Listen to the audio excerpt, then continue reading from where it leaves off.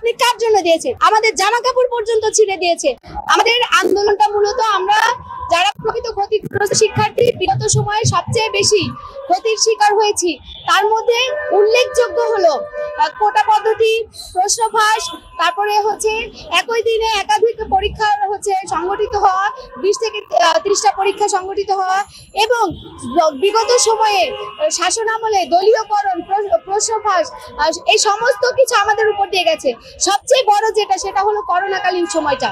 করোনাকালীন প্রায় 3টা বছর আমরা আমাদের যে বয়সটা ছিল সেটা হারিয়েছি। ওই সময় কোনো প্রকার সার্কুলার ছিল না। এর প্রেক্ষাপটে আমরা যে 35-এর আন্দোলনটা করছিলাম, এই আন্দোলনটার প্রেক্ষাপটে সরকার গত বছর হচ্ছে 32-এর একটা প্রজ্ঞাপন দিয়েছে, এবং সেই 32-এর প্রজ্ঞাপন যখন দেয়, আমরা ক্ষতিগ্রস্ত শিক্ষার্থীরা সেই 32-এর হচ্ছে সুবিধা থেকে বঞ্চিত হয়েছে। 32+ ছিলাম। আজকে এসে আমরা গত 9 তারিখে একটা গুঞ্জন শুনতে পাই যে যুগান্তর পত্রিকাতে চাকরির বয়স বৃদ্ধি করে 32 করার একটা গুঞ্জনের কথা, 32 থেকে 33 করার একটা গুঞ্জন আমরা শুনতে পাই।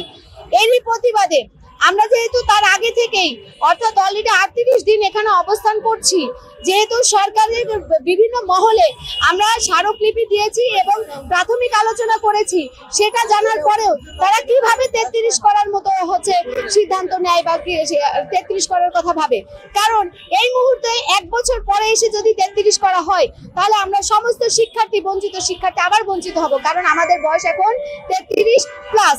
তো আমাদের দাবিটা মূলত আমরা আগামী ন্যূনতম 3টা বছর, অর্থাৎ 2028 সালের 31 ডিসেম্বর পর্যন্ত বাংলাদেশের সকল চাকরিতে আবেদনের একটা সুযোগ চাচ্ছি। সেটা সরকার ব্যাকডেটের মাধ্যমে দিবে নাকি কিভাবে দিবে, সেটা সরকারের সিদ্ধান্ত। তারা যদি সিদ্ধান্ত নিতে না পারে, আমরা তো আছি, আমরা তাদেরকে হেল্প করব, কারণ আমরা যথেষ্ট স্টাডি করেই এখানে অবস্থান নিয়েছি। তো এরই প্রেক্ষাপটে আমরা এই হচ্ছে 36তম দিন পর্যন্ত অবস্থান করার পরে, যখন সরকারের ঊর্ধ্বতন কর্তৃপক্ষ এবং উপদেষ্টা মহল আমাদের সাথে দেখা করা নিয়ে বিভিন্ন তালবাহানা করতেছে, আমাদেরকে লিখিত শিডিউল দেওয়ার পরেও যখন আমাদের সাথে দেখা করেনি এবং 33-এর গুঞ্জনটা আমরা শুনি, তখন আমরা 10 তারিখে সচিবালয়ের সামনে একটা শান্তিপূর্ণ অবস্থান দেই। সেখানে আমাদের দাবি ছিল মূলত হচ্ছে আমরা 33কে হচ্ছে লাল কার্ড দেখাই, এবং আমাদের দাবি হলো আমরা হচ্ছে যে কোনো একজন উপদেষ্টার সাথে ওই দিন দেখা করতে চাই।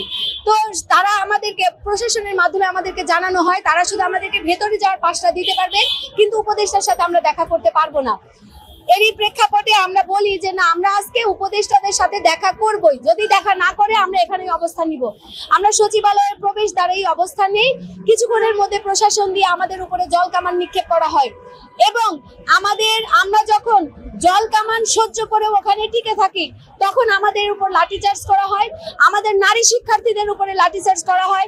আমাদের এক বোনকে একজন পুলিশ কর্মকর্তা এত জোরে একটা লাঠি মেরেছে যে আমার ওই বোন 3 থেকে 4 মিনিটের মতো প্রায় সেন্সলেস অবস্থায় ছিল, এবং সে দুইটা লাঠি মেরেছে। একজন পুলিশ কি করে একজন নারী শিক্ষার্থীর গায়ে এভাবে হাত উঠাতে পারে?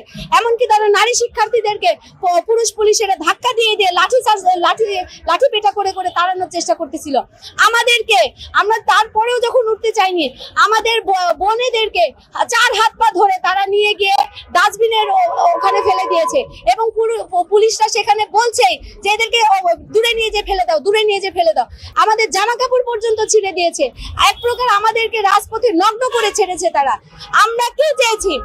আমরা যারা বঞ্চিত শিক্ষার্থী, যারা বিভিন্ন সময়ে, বিগত সময়ে বঞ্চনার শিকার হয়েছি, সেই সকল শিক্ষার্থী শুধু একটা চাকরিতে আবেদনের সুযোগ চেয়েছি, যে আগামী ন্যূনতম আমাদের জীবন থেকে সেশন জটের কারণে 4 থেকে 5 বছর নষ্ট হয়েছে, করোনাকালীন 3টা বছর নষ্ট হয়েছে, অর্থনৈতিক মন্দা এবং হচ্ছে বৈশ্বিক মহামারীর কারণে হচ্ছে প্রায় 1.5 বছর সার্কুলার বন্ধ ছিল। আমরা এমনিতেই প্রায় 9 বছর হচ্ছে চাকরিতে আবেদনের সুযোগ পাওয়ার একটা যোগ্যতা রাখি। সেই অবস্থা থেকে আমরা এতগুলো সময় চাই নাই যে সেশন জট সব শিক্ষার্থীর জীবনে আসে। ওকে, আমাদের সেশন জটের সময়টা দেওয়ার দরকার নেই, কিন্তু আমি তো করোনা আনিনি।